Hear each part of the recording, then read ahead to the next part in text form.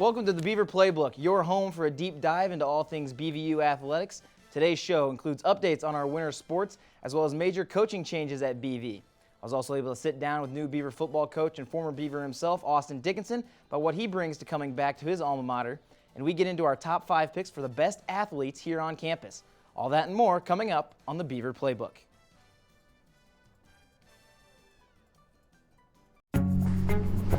Oh, hey, Jaden. How's it going, Steven? Oh, it's going pretty good. I'm just really hungry and really want to get to Lawas for lunch. But between all these recaps and other paperwork I have to do, I just don't know if I'm going to have time for it. You usually get a steak burrito with everything, right? Yeah. Thanks.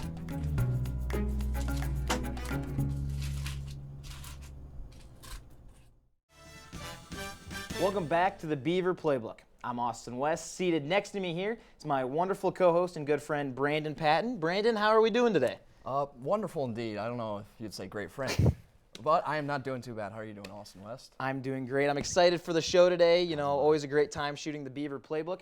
And we've got plenty of great things to talk about today as we start off with our first headline about winter sports with women's basketball.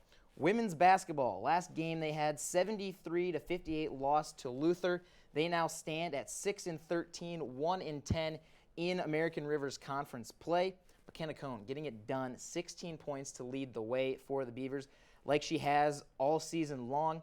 I mean, she's averaging 23.9 minutes, second most on the team. She's averaging the most points by far for this team as well, shooting .399 from the field. What else can you say about McKenna Cone? She's definitely done her part to help this BVU women's basketball team when they have gotten wins. Obviously, as of late, they are on a 7-game losing streak, which is not ideal. And other players such as Danica DeMars stepping up, Lindsay Anhalt, as well as Vanessa Hamlet. Yeah, and like you said, both those players have done very, very well.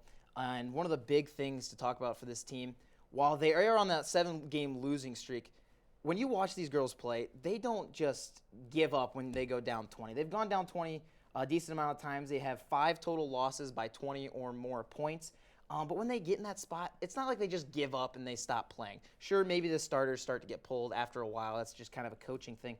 But these girls just play through the whistle every time, and that's something you like to see. A lot of times you can see a lot of players just kind of give up after those big leads come in, but not the Beavers. You see, with that, it's like with the little to no success, having those extra hustle plays, having the loose ball, like having them, make the hustle plays. Yeah, and that's the thing you really like to see. And one of the big things that is really unfortunate for the girls, a lot of the times it seems like only one player is the one that steps up. Like we said, McKenna Cone against Luther stepped up very well. The game before that at Nebraska Wesleyan, that one ended up being an Addison Weber type game. That was really her game to own for the Beavers, but there's never really a second one. In the Luther game, the next highest scorer was Vanessa Hamlet with 10, so just 6 points off. But again, they're really not getting those big games on multiple players like they used to. And McKenna Cone, like we said, a big star, averaging 13.5 compared to the next highest of Lindsay Anhalt with 9.2. So a big discrepancy there. Yep. And, I mean, they've had close games as well. 8 close games, single-digit difference. 3 of them have been wins, so they've had the hard losses. So, I mean, what kind of stuff do you think going forward in the season to look out for these women's basketball players? So for the women's basketball team, obviously we've been watching them since we've been here for freshmen since 2019. And Yep. We know how it's gone for them. They have Right. not seen a lot of success. But throughout the years, they have gotten better. They have improved in their win column every year. So hopefully they can keep doing that and keep playing basketball. Yeah, again, like we said, they play hard every time, even though they are struggling. 6-13, though, that's one of the best wins seasons they've had in as long as we've been here, like you said, since 2019. And they've gotten continually better every single year. So that's something that they're going to be able to build on as well. Yep. Next up for us, we've got Beaver Wrestling, as the wrestlers have had their ups and downs going through this season, currently sitting at 3-11 in duels. They're 1-5 in conference duels. And, I mean, there's a lot of really good teams in the conference. I mean, Wartburg is ranked. Loris is ranked. Co is usually up there as well. Those 3 always competing for that top spot in the conference. So being able to have that one dual win and still competing in duels is very, very big. But unfortunately, their last duel against Wartburg, the big ranked team, 53-0 dual loss, so just unable to pick up a win are the Beavers. But again, that Wartburg team is so good. Yeah, Wartburg Co., they've been powerhouses in the American River Conference in terms of wrestling for quite a while now. Yeah, and that's just one of the things that goes. It's always Loris, Wartburg, and Co. really fighting each other off. It's unfortunately a 3 losing streak for the Beaver wrestlers. But, I mean, there have been some highlights. Don't get me wrong. There have been highlights everywhere. One of the big ones, Garrett Bruce, the senior, 21 wins, 12 losses, has done fantastic. One of the leaders in match points for the team as well. And he's above and away the leader in dual points. So earning points for that team, for the Beavers in these duels is huge, even if maybe they're not winning as many as they would like. But 91.5 team points for Garrett Bruce. Next highest is Brandon Foster, the graduate student, with 78. So you can really see how much Garrett Bruce means to this team. Yeah. And so Brandon Foster, like we talked about him, 20 wins, 10 losses for him. He's been fantastic as well, coming back for his 5th year. And we know these guys are well coached. We know the assistant coach, Diego Huerta, very well. Yes, we've been good friends with him for a long time now, and we know what he wants to put into this team. So we expect a lot more success out of them as the years go on. Maybe it doesn't show up on the stat sheet. Maybe it's not in those dual wins. But when you look at these individual records for the wrestlers, it's very clear to see. But with that, we'll move on to men's basketball now, another winter sport. Men's basketball currently 7-12 overall, 1-10 in conference play. Really the big story for them, their last game, 44-43, a 1-point game for the Beavers against Luther, as they were held to 13 second-half points in this game and were leading by 18 at one point, BPAT. Yeah, not ideal. I mean, honestly, you were on the call for, was that game? No, it was the week before, so Okay, it was yeah. Loris. Loris, you were at Loris, okay. And obviously with the men's basketball team, Zay Newbaum has been the guy to talk about for them, averaging 34 points a game. And what can you say about him? Zane Newbaum, he's been the star. I mean, while he has struggled in a couple of areas, his three-point percentage is not great. It's .237. I mean, so shooting just under 24% from beyond the arc, not great, not what you want to see. But, I mean, otherwise he's shooting almost 50% from everywhere else. So, I mean, it's great. Again, like you said, averaging 18.7 points per game. Gunnar Reed right behind him, though, 10.7 per game. Gunnar Reed has really stepped up, and it's been great to see when watching these games. When Zane Newbaum has fallen into trouble, Gunnar Reed's been right there. We've seen some Ryan Mendoza, some Michael Santich as well. They've been very good being able to step up. But again, sometimes it's pulling it all together, hasn't really been there. And one of the big things that I think from this men's basketball team is their inability to finish games. I mean, you've watched a couple of games, I've called a couple of games. We've seen it. They've come into with leads, and then they just throw them away. I mean, we see with basketball, you live and die by the three. Like, if you make it, yeah, you're doing good, you're winning, it's all good. But if you're not making it, like your team's losing, you're not doing good, and the shots aren't falling, it's not ideal. Yeah, and like you said, live by the three, die by the three.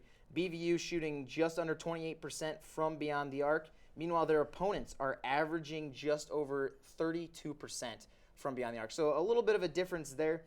And with the inability to finish games, I say that because there are 6 losses of 10 points or less so far this season, and a lot of them have been against conference opponents, which hasn't been good. Like, that's why they're sitting at 1-10. They've been in these games time and time again, but it's just the inability to fix it and be able to close it out. Again, 13 second-half points against Luther. Mm-hmm. What can you do there? I mean, it's all about just getting your best players, having them make plays, having people step up, and yeah. And that's what they need. They really need Zane Newbaum, Gunnar Reed, these guys to just step up, be able to hit their shots. I mean, they've done well. They hit good runs. I mean, they were, again, like I said, up by 18 against Luther, but then they lose it and lose by 1. So they have the guys that they need to step up. We just got to be able to see it more this season. And, again, that's something we really look forward to, as well as we get closer to the conference tournament, as they're fighting for a spot in that. How fast is that approaching us? Couple weeks. It's a couple weeks away, so definitely very, very close. Okay.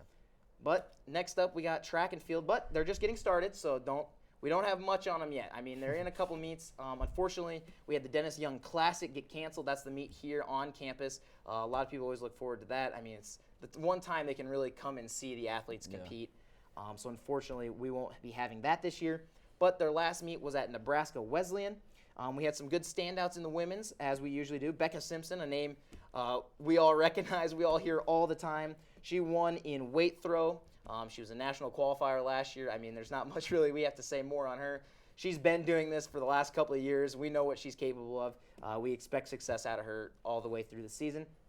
But Larissa Sager also won triple jump, so it's another quality win for the Beavers in a category in track and field. So thankfully we've been able to see those. Over on the men's side, Kadem Sadler got third in the 5,000-meter run. I don't think I could run 5,000 meters, that's for sure. So props to him for getting third in that. And then Ashton Bates, he got sixth in the 60-meter dash, which very good for him. Ashton Bates, only a freshman. But the kind of stat for him I want to bring up, because this shows how good the American Rivers Conference is in speed. Ashton Bates got 23rd in the 200-meter dash. You know, not a great finish, but a pretty good, top 25. He was only 1 second off the winning time. That's how closely contested these American Rivers Conference teams are. And so that's, I mean, you can't ask for much more than that. I mean, hey, 1 second in racing, that can be a lot of time, though. Absolutely. And with that, we'll move on to our big story here today, coaching absences and coaching changes here at Buena Vista, as we had multiple coaches resign, and then we've had some step in as well, currently in a couple of interims as well. But our first one, obviously going with the seasons, was the men's soccer coach, Ross Minnick. Led his team for 4 years, only labeled 2 wins over all those 4 years. So he will step away from men's soccer. It'll now be Kelsey Resnick, a former assistant, who steps up as the head coach. And what kind of things, having an assistant step up, does that kind of bring to a team? I mean, it helps to hire in-house because obviously the players, they still have a relationship with that coach. So you'll keep some of the same players. You'll still kind of keep the same, like, routines, like, during the season. So that helps hiring in-house. Yeah. And, I mean, in-house, you'll see the teams, excuse me, be able to succeed. But another one, we went out of house for this one. Head coach Grant Mooring is taken away from the BVU football team. Now, like we mentioned earlier on the show, former football player for BVU, Austin Dickinson, going to take over as head coach in alma mater, formerly defensive coordinator up in Minnesota. So it'll be interesting to see Coach Mooring, an offensive head coach, Coach Dickinson going to be a defensive-minded head coach, and they keep 2 coaches from the former staff as well. So what kind of things do you think that brings to this as well? I think with the 2 coaches that they kept, obviously being Coach Adams, Coach Davis, they are 2 really great coaches. They do really good things for our program. And obviously with me, I also help out the team. Yes, you do. I will be a part of the new coach's staff as well. Oh. So I haven't talked to him yet. So Equipment manager type role again? Student coach. Student coach now. Okay, Student he's got a coach. promotion on board. Yep. That's what we like to see. So Brandon Patten going to be our equipment manager for BVU football, hopefully that later this fall as student coach. Excuse me, I'm not getting used to the promotion yet. I just learned it. But finally, our last one for coaching changes is softball. Coach Mandy Nocita, a big loss for Beaver softball, as Mandy Nocita, 4 20-win seasons, was the American Rivers Conference Coach of the Year last year, now replaced by Sarah Richardson, will be interim head coach. We'll see if she holds on to that role, is going to be supplemented as the true head coach here. But, I mean, what can you say about that loss? That's a huge loss for softball.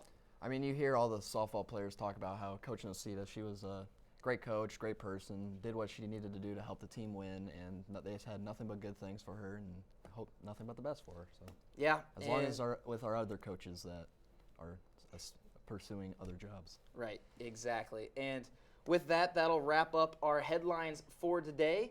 And while we have an interview with Coach Austin Dickinson, I was able to sit down with him, and we can try to offer some perspective on how it will look next year under a new head coach with that interview, so that he could put his plans and expectations out there rather than having the public speculate. Welcome in. Today I'm joined by BVU head football coach Austin Dickinson. Coach, I'm happy to have you here today. Appreciate you having me on. And so obviously you're the new coach here at BVU, but you're also an alumni here as well. So obviously, what's it like being back? It's great. You have the opportunity to be able to be the head football coach at your alma mater is something pretty special. So being back on campus, meeting a lot of people I've known before as a player or as an assistant is truly awesome. So we're excited to be back. Yeah, and like you said, you were a player here at BV, and so I got to ask, do you remember any of your stats from your time here? I don't. I would like to think they're probably better than they are, but probably not. The great thing is we actually found them, and we Of decided course. to pull them up. So if Of we course. can get that graphic here for you right there. See, even an old throwback picture There you as go. well. Look at that, 3-year starter, 4-time letter winner, 123 career tackles, 14 career tackles for loss, 5 sacks, 2 pass breakups, and a fumble recovery, all as a D lineman for the Beavers. So, I mean, that looks pretty good, I think, to me. How about you? What do you think? Look a little better back in the day than I do now. I don't know if I could take any more snaps these days. Hey, you know, practices are coming up soon. You might have to right. take a shot out there against the other D linemen for BV. But now that you are back, obviously as a player, and now you're the coach, what kind of things do you think you bring with you with that mentality that you were here as well? You know the position that these guys are in. Yeah, recruiting-wise, I think it's huge. Being able to have those conversations with recruits and families. I was in their shoes. Now, granted, it's been about 15, 16 years ago, but I've been through it. I was at the university. I know what this place has to offer, the academic side of it, the athletic side of it, and how that brings together to make the full process. So that's something that's very beneficial to have. Yeah, and with that, you kind of mentioned recruiting. How do you think it affects recruiting out of state kind of versus the guys that are here and maybe know what Storm Lake is? Yeah, we talked about a lot as a staff and even with different people on campus that we want to continue to build a roster to really 105, 110 is where we'd like to be, but we've got to start somewhat local and then work our way out. So if there's a kid that can play college football in the area, we want to stay here at Buena Vista. Then we will supplement our roster from further away at different areas. You know, we have a great group of guys from Texas, Arizona, from out of state, and we'll continue to work those areas as well to build a competitive football team. I'm glad you brought up your staff as well. Mike Adams, another member of your staff, also an alumni of Buena Vista. What's it like having 2 alumni on one staff at a time? Yeah, same thing. It's just the experiences that we can share with recruits and parents is something special. And there's a reason we all came back to this place, because we believe in it. We believe that we can be competitive on the football field, and it's a great education as well on campus. So with that, what are some things that maybe you're telling recruits like, oh, since I've been here, this has been some of the biggest changes I've seen now that I'm back? Yeah, number one would just be like the renovations that are going on, right? With the forum, this is the first time I saw it, was on my interview process here. I hadn't been back since I left in 2017, so being able to see that and the money, the time, the effort we're putting into our facilities is something that is truly remarkable. And the vision that President Linsmeyer has, Scott Brown, our athletic director, there's no one that wants us to be more successful on this campus than President Linsmeyer. And knowing that we have his full support and backing is something we're looking forward to. So, you know, you're brand new into this job. Just a few months ago, you're getting a call from your old alma mater to be, hey, we want you to be our head football coach. Take me through what's kind of going through your mind at that moment. Yeah, when we got the call from Scott, it was something that was very exciting. Obviously, my wife is an alum here too. She graduated in 2010 with her bachelor's degree and then her master's in 2017, I believe it was. So we met here on campus. That kind of come full circle now. We're both back. We're both closer to family. Her family's about 2 hours away. My family's about an hour and a half away. So being able to be back here with our daughter, Landry, and closer to family, relatives, it was remarkable. We were very, very excited, very blessed to be here in this situation. And so, obviously, with being back at BV, some of the biggest goals in mind are winning that American Rivers Conference championship. But what are some other goals you have in mind for the guys on the team that maybe don't show up on the stat sheet? You know, number one, we got to continue to build academically. We want solid, rounded student athletes here. So making sure we're taking care of it in the classroom, number one, because a lot of these kids, they're coming here for a 40-year decision out of 4. We say that all the time to kids. Make sure this is the place for you to succeed academically, number one. And then we want to continue to be competitive in football games. I understand I've been in a lot of programs. It doesn't happen overnight. So making sure that we can continue to build and be competitive. We talk about winning the fourth quarter. Get the game to the fourth quarter, we can win it. But we got to continue to do that through spring ball, through the weight room, and all those different facets. And so with you being a defensive-minded coach, obviously coming from your whole line of work, are you thinking more you're going to stand in the coordinator role, or are you going to stand back, be just head coach and let the guys on the staff do their job? What is your kind of mentality looking forward to staff things and control of the team this season? Sure, yeah, and like you said, Coach Adams is on staff now. Coach Davis is still with us. Well, those guys have done a great job kind of in that interim as far as recruiting and really giving us an opportunity to still recruit those kids that are out there. So those guys are on staff. We will be hiring an offense coordinator and a defensive coordinator. and I will allow those guys to do their job. It will be hard for me to not kind of be in that defense room a little bit more, which I will. I'll still coach a defensive position as well, but I want to give those guys the freedom to run their side of the football. I don't want to micromanage it, so I'll spend a lot more time really trying to coach the coaches and spend a lot of time on the special team side as well. Was there anything else you want to maybe comment on about the team in this upcoming season? Yeah, I mean, we're excited to get going. You know, we got spring ball coming here. March 23rd is when we're going to start spring ball. So we'll get 16 practices in, and that'll be my first opportunity to really see the guys interact on the football field. I've been able to watch film from last year's games, last year's practices, but to see them run around in person and get a sense of who we are and what we have on our football team is what I'm excited for. Well, perfect. Coach, I appreciate you coming on and joining us here on the Beaver Playbook, and I can't thank you enough for your time. I appreciate it. Thanks for having me. It's time now for Guess the Player, as we highlight a Buena Vista athlete and their accomplishments. Today's player is a Beaver volleyball starter who last season earned herself 134.5 total points while racking up 84 kills. She also led the team by a mile in assists with 842 of them. She would also earn herself 33 aces while serving and played tough defense for the Beavers with 29 total blocks. Brandon, any guesses on who this could be? After studying this little silhouette we have of our player and looking at the stats, I have no guesses for it. guesses? I can't tell you who it is. No. Well, you know, with a very good surprise and leading by a mile in those assists, that's senior Taylor Wiedemeyer, whose stats from last season would earn her all-conference team honors. Hopefully, some people out there were able to guess who our mystery volleyball player was. And if not, don't worry. There will be plenty of other athletes to guess as the Beaver Playbook continues. I mean, the biggest standout's got to be those assists, right? 842 of them. How do you feel about that? Doing her thing. Hey, when that's your job, that's your job. So, I mean, and she's able to give it away for the rest of her players. I mean, but 842. Just wild every time I look at it. For today's top 5 rankings, we rank the top 5 athletes currently at Buena Vista. It was a tough choice across all of our sports, but we were able to narrow it down to our top 5. Coming in at number 5, we have sophomore safety Brandon Lance. Lance finished his sophomore season with a second-team all-conference selection, one of 2 players selected this season. He would also end second on the defense in tackles with 64 total, and he picks up 6 pass breakups, an interception, forced fumble, and a fumble recovery on the year. Number 4 on the board is going to be another young star for the Beavers in sophomore outfielder BVU softball Chloe Wells. Wells would also pick up a second-team all-conference following the conclusion of the 2022 season. A big offensive star for the Beavers last spring, as she had a .363 batting average with 23 of her 49 hits being better than singles, and with 5 home runs on the year, that was one of the best marks in the lineup. Not to mention, she only had 9 strikeouts at the plate. Not 19, not 90, 9. Single digit, 9. She would also go 8 for 9 on stolen bases with .396 on base percentage. Next, sitting in the middle of the group at number 3 is a guy we've talked about already today, the junior guard for BVU men's basketball, Zane Newbaum. While the team is currently struggling, Newbaum has been doing his best to put the team on his back, being the only player to start every game this season, as well as currently averaging 33 minutes and almost 19 points per game.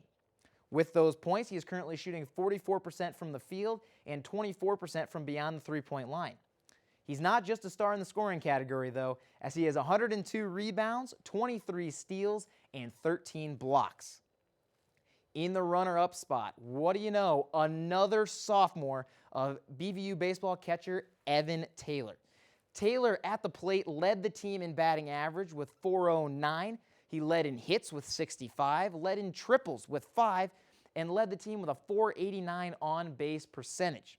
Taylor also only missed 1 game behind the plate for the Beavers and started 39 of those 40 games he played in. That's pure consistency on both offense and defense from a freshman coming into play for Buena Vista. Finally, at our top spot of the best athlete on campus is the junior outside hitter for Beaver Volleyball, Rachel Brockney. The junior had a great season, earning all-conference team honors for the first time in her career as an offensive juggernaut. and I don't use that term lightly either. Brockney scored 375 points with 324 kills and 33 aces, all team highs. She also had a minimum of 10 kills per match against conference opponents and doubled her kill totals from the last 2 years combined. Not to mention, she was great in other aspects of the game as well, with 20 assists and 30 blocks last season. Now, we had plenty of stars to choose from at BV, but these right here ended up being our top 5. A great showing from all 5 of these and the rest of our Buena Vista athletes in their prior seasons, and we hope to see plenty more of them as we go on. We'll be right back with one last thing right after this. Oh, hey, Jaden. How's it going, Steven? Oh, it's going pretty good. I'm just really hungry and really want to get to Lawas for lunch. But between all these recaps and other paperwork I have to do, I just don't know if I'm going to have time for it. You usually get a steak burrito with everything, right? Yeah. Thanks.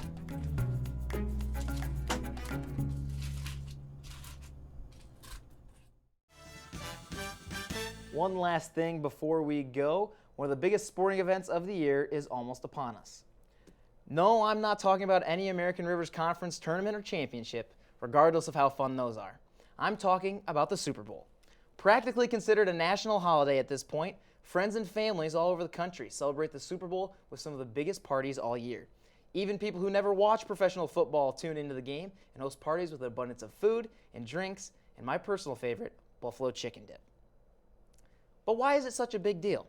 Well, the commercials used to be a really big part of it, but they really start to lose their spark since Mountain Dew's Puppy Monkey Baby commercial from 2016. Now all we get is the annoying Burger King Whopper commercials. However, one of the biggest reasons is the culmination of the 2022 NFL season. But not just the culmination of some great narratives this year. With 2 teams left, there is plenty of great stories left to tell this season.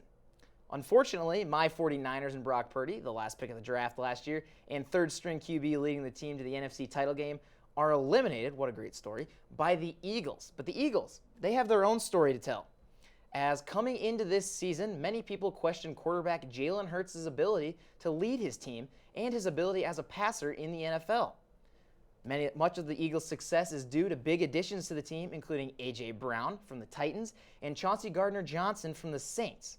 But without Hurts, this team probably wouldn't be where they are today, as now Hurts is the QB of the #1 seeded team in the NFC on his way to the Super Bowl after putting up MVP-type stats all season long. Hurts and the Eagles will face off against the Kansas City Chiefs and Patrick Mahomes. The Chiefs' story this postseason is all about their injuries. Mahomes and Kelsey were both hurt coming into this matchup against the Bengals, and then the receivers slowly started getting hurt throughout the game. But Kansas City able to fight back and win the game on a last-second field goal. This will be the 3rd Super Bowl for Mahomes in his 6 seasons in the league after 5 AFC Championship appearances in a row. People thought that after the loss of Tyreek Hill, the Chiefs' offense and Mahomes may fall apart, but instead, Mahomes has made himself a front-runner and most likely the winner of the 2023 MVP. But perhaps the biggest storyline is the Kelsey brothers facing off in the Super Bowl. Tight end Travis Kelsey is a superstar for the Chiefs, while his older brother Jason Kelsey is the glue that holds the Eagles' offensive line together at center. Both of these brothers have a Super Bowl ring each under their belts, so this one becomes the ultimate tiebreaker for the two. For myself, Brandon, and the rest of the BV TV crew, thank you for tuning in to the Beaver Playbook. We'll see you next time.